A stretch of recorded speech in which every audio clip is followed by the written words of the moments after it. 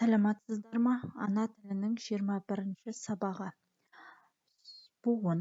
Бірінші жаттығу. Мәтінді түсініп оқы. Тақырып Алматы метросы. Балалар, мәтінді оқимын, мұқият тыңдап алыңдар.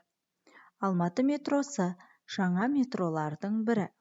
Әлемнің барлық метро бекеттері бір-біріне ұқсайды. Ал Алматы метросының бекеттері өзгеше. Ол 9 бекеттен тұрады.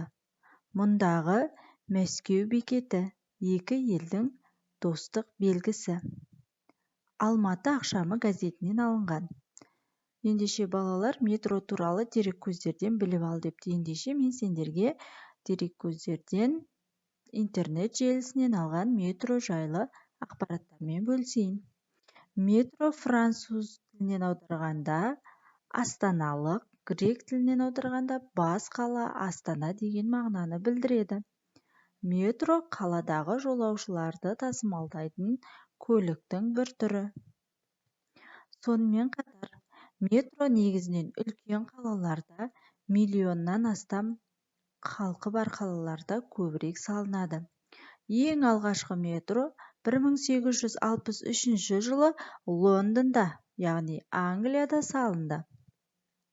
Балалар, екінші жаттығуға қарайық. Өлеңді көшіріп жаз. Алматыда мекенім, мұны мақтан етемін. Метромен зуылдап, мектебіме жетемін. Әділғазы Қайырбеков. Алматы, метро, мекен сөздерінде неше буын бар екенін айт. Алматы, метро, мекен. Алдыңғы сабақтарда біз ережеге сәйкес неше буын, қанша буын бар екенін қалай білеміз? Дұрыс айтасыңдар. Дауысты дыбыстар саны қанша болса, буын саны да сонша болмақ. Ендеше Алматыда 3 буын, метрода 2 буын және мекенде де 2 буын екен. Үшінші жаттығу. Буындардан сөз құра.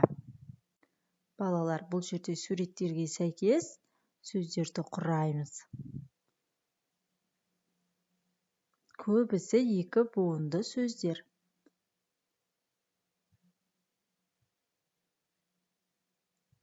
Жарайды.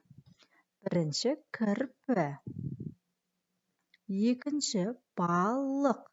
Балалар, менің каналыма тіркелуді ұмытпаңдар. Сендерге әрдайым жаңа сабақтар шығарып отырамын. Міндетті түрде каналға тіркеліп қоңыраушаны басып қойыңдар.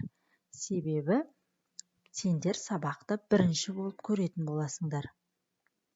Аққу, торғай. 2 буын, балалар. Соңында күшік. Жақсы. Сау болыңдар. Дәптермен жұмыс істейміз. Келесі сабақтан бастап.